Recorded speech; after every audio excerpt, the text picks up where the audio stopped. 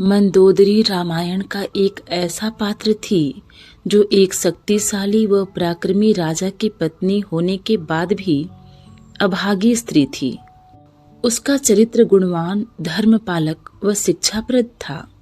तभी उसे हिंदू धर्म की सर्वोच्च सम्मान प्राप्त 5 नारियों में स्थान दिया गया है, जिन्हें हम पंचकन्या के नाम से जानते हैं।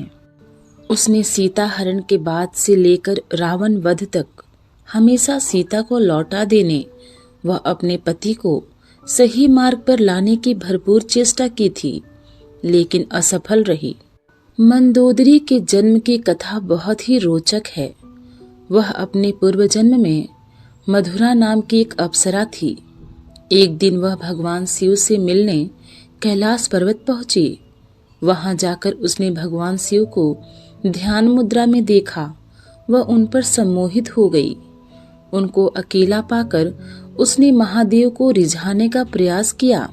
इतने में माता पार्वती वहां आ गई व उन्होंने भगवान शिव की राख को मधुरा के शरीर पर लगे देखा। यह देखकर माता पार्वती अत्यंत क्रोधित हो गईं व उन्होंने उसे जीवन भर धरती पर एक कुएं में मेढक के रूप में रहने का श्राप दिया। यह सुनकर मधुरा विलाप करने लगी। वह भगवान शिव और माता पार्वती से क्षमा याचना करने लगी। शोर सुनकर महादेव का ध्यान टूट गया व उन्हें सब घटना का ज्ञान हुआ।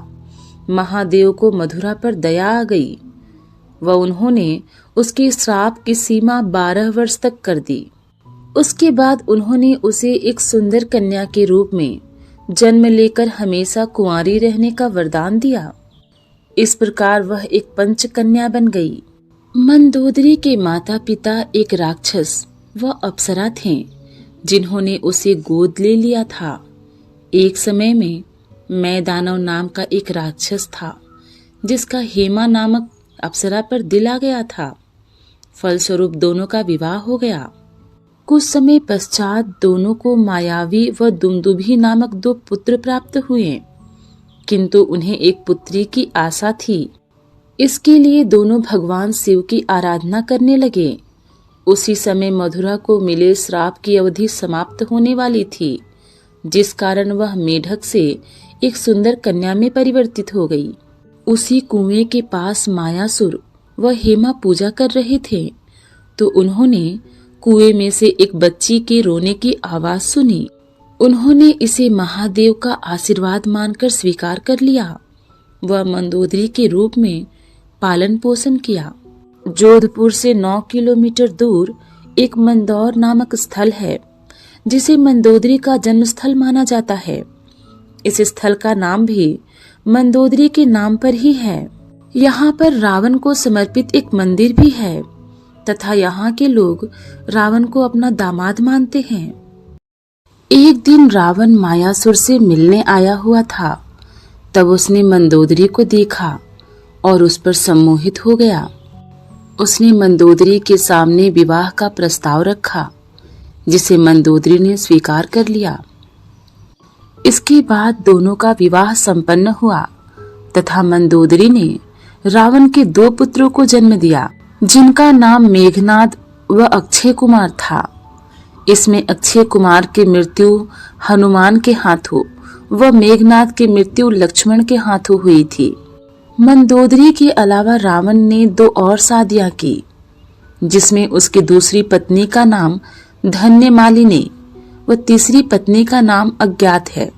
विवाह के पश्चात मंदोदरी रावण के साथ लंका आ गई व वहां की प्रमुख महारानी बन गई। राक्षसों के बीच में रहने के पश्चात भी मंदोदरी एक अच्छे हृदय की नारी थी व साथ में पतिव्रता भी। उसने अपने पति के द्वारा किए गए हर अनुचित कार्य में उन्हें समझाने का प्रयास किया, लेकिन रावण उसकी एक नहीं सुनता था।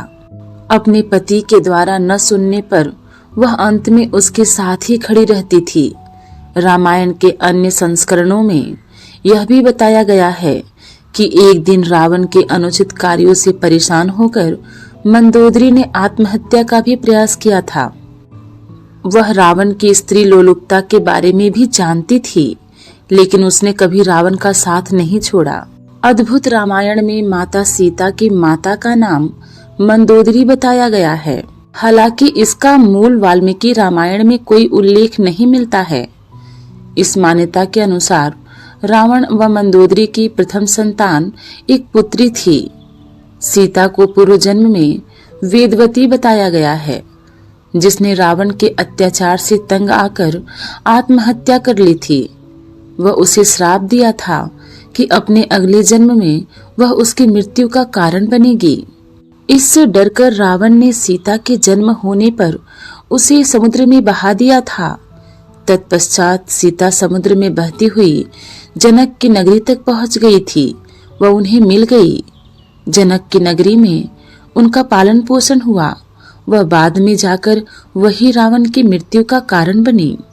रावण ने अपने जन्म में कई अनुचित कार्य किए थे तथा मंदोदरी ने हमेशा उसे समझाने का प्रयास किया था। लेकिन जब उसने मां लक्ष्मी के रूप में माता सीता का अपहरण किया, तब मंदोदरी बहुत घबरा गई थी। रामायण में कई बार इसका प्रसंग आया है कि मंदोदरी ने अंतिम समय तक रावण को समझाने का बहुत प्रयास किया कि वह सीता को लौटा दे तथा श्री राम की शरण में चला जाए। मंदोदरी ने केवल रावण को ही नहीं, अपितु अपने पुत्र मेघनाद को भी समझाने का बहुत प्रयास किया, लेकिन विफल रही। एक बार तो उसने रावण पर तंज कसते हुए यहाँ तक कह दिया था कि जब वह श्री राम के छोटे भाई लक्ष्मण के द्वारा खींची गई एक सामान्य रेखा को ही पार नहीं कर सका था, तो वह स्वयं नारायण के रूप श्री राम से कैसे जीतेगा। यह सुनकर रावण मंदोदरी पर अत्यधिक क्रोधित हो गया था। एक बार मंदोदरी ने माता सीता की प्राण रक्षा भी की थी। रावण ने माता सीता के अपहरण के पश्चात उन्हें अशोक वाटिका में रखा था तथा समय समय पर उन्हें उससे विवाह करने का दबाव डालता रहता था। एक दिन सीता पर दबाव डालते हुए रावण इतना क्रोधित हो गया था कि उसने अपनी खड्ग उठाकर सीता का वध करने का प्रयास किया था। यह देखकर मंदोदरी ने रावण का हाथ पकड़ लिया था। वह उसे ऐसा न करने की याचना की थी। मंदोदरी के इस प्रकार सभी के सामने याचना करने पर रावण वहां से चला गया था। जब श्री राम ने रावण का वध कर दिया तो मंदोदरी युद्ध भूमि में आकर प्रलाप करने लगी। यह देखकर श्री राम को बहुत दुख हुआ। वह उन्होंने मंदोदरी को सांत्वना दी।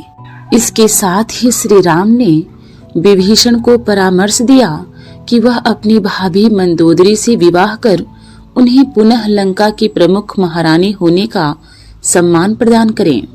मंदोदरी इस प्रस्ताव से पहले तो असहज हो गई, लेकिन लंका की भलाई को देखते हुए उसने यह प्रस्ताव स्वीकार कर लिया। फिर मंदोदरी का विभीषण से विवाह हो गया और वह पुनः लंका की प्रमुख महारानी बन गई। इसके बाद मंदोदरी का उल्लेख नहीं मिलता है।